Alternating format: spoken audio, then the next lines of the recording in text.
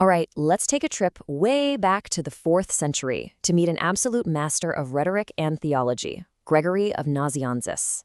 Now, in the Orthodox tradition, he's known simply as the theologian. That's a title he only shares with John the Apostle. So, it's a pretty big deal. And he was wrestling with a question that is just as real for us today as it was 1600 years ago. And that's the big question, right? When your subject is God, something described as infinite, beyond containment, beyond all human language, where do you even start? Do you even try to define what can't be defined? Or is there a better way? Gregory's answer completely changed the game, and it all starts with him calling out the people who he thought talked way, way too much. So, you got to picture 4th century Constantinople. Theological debate isn't some quiet academic thing. No, it's a public sport. It's happening in the marketplaces, over dinner, everywhere. And Gregory had his sights set on a very specific group, the Eunomians. These guys believed they could use pure logic to completely nail down and define the very essence of God. And let me tell you, Gregory did not pull any punches. He calls his rivals word tumblers. Think circus acrobats, but doing flips with sacred concepts. He saw their whole approach as this cheap performance, turning the profound mystery of God into a show to get applause. A bunch of clever tricks to win an argument, instead of actually finding truth. And this right here, this contrast gets to the absolute heart of it. For the Eunomonians, it was all public wrangling, these verbal tricks, treating God like a topic up for debate in the middle of a crowded market. But for Gregory, this was just profoundly wrong. Theology wasn't a game. It was a spiritual discipline, something you only approach at the right time, in the right way, after you've done the inner work of contemplation and purification. It's not for just anyone, anytime. So, to really explain his approach, Gregory uses this incredible metaphor that he pulls straight from the book of Exodus, the ascent of Mount Sinai. And as we see in his powerful second oration, doing theology for him isn't about scoring debate points. Nope. It's a dangerous, sacred journey. It's a climb toward the very presence of God. And this just shows you there are some serious rules for this climb. Not everyone's ready. First, you've got the purified. They can go up. Then there are the elders, who are on the path. They can get closer, but they have to keep their distance. Below them is the multitude. They have to stay at the bottom and just listen. And then you have the savage beasts. These are the people who just want to argue and tear everything apart. They have to stay away completely, because for them, these sacred ideas are just rocks to throw at other people. But okay, what happens when someone who is worthy actually makes the climb? Do they get this crystal clear 4K view of God? Not even close. Just like Moses, they enter a cloud. And this cloud represents the point where human reason just hits a wall. It's where all our neat little logical boxes start to fall apart. Gregory shows us how this works by taking the most basic physical idea we have, a body, and trying to apply it to God. He basically says to his opponents, okay, let's play this out. Is God a body? Seems like a simple enough question. But you immediately run into a huge problem. A body, by its very definition, has limits. It has a shape.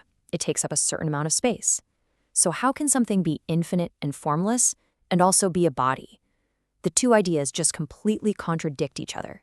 And the problems just keep piling up.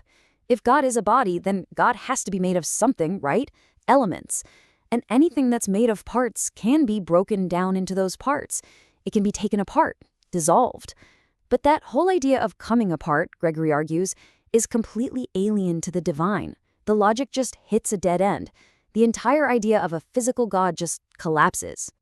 So, if our minds can't wrap themselves around what God is, what are we left with? Well, Gregory says that at the very peak of our understanding, we get what Moses got.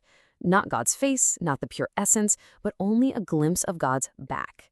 And this introduces a really crucial idea. The technical term for this is apophatic theology, or negative theology. And instead of making positive statements like God is this, you move forward by saying what God is not. God is not a body. God is not limited. God is not created.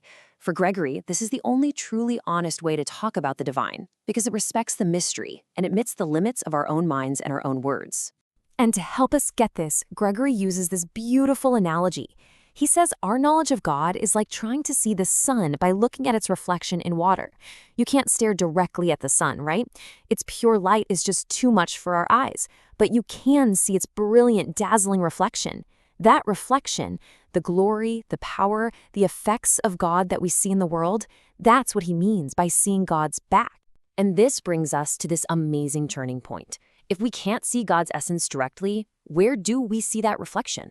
Gregory's answer is simple: everywhere. We look down from that mountain of contemplation, and suddenly we see the entire world with brand new eyes. He says the universe is like a perfectly crafted instrument. When you see a beautiful lute or you hear its music, you don't just think about the instrument itself. Your mind immediately goes to the unseen artist who built it or the musician who's playing it.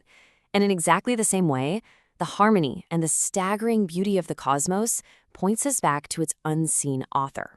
And man, Gregory finds these clues absolutely everywhere. He looks at the genius of a spider's web, the strategy in how cranes fly, the almost boastful beauty of a peacock. He sees the divine in the way that simple sand can hold back the entire ocean. For him, every single piece of creation, from the tiniest bug to the biggest star, is singing a song about the one who made it. So this all boils down to one huge central lesson. In a world full of people who were claiming they had God all figured out, Gregory comes along with a radical idea that true wisdom starts with humility. It starts by admitting what you don't know and what you can't know. This quote just says it all, doesn't it? Our knowledge isn't the whole picture. It's just a small reflection of a great light. It's not about conquering mystery with our big brains. It's about being grateful that we get to see the reflection at all.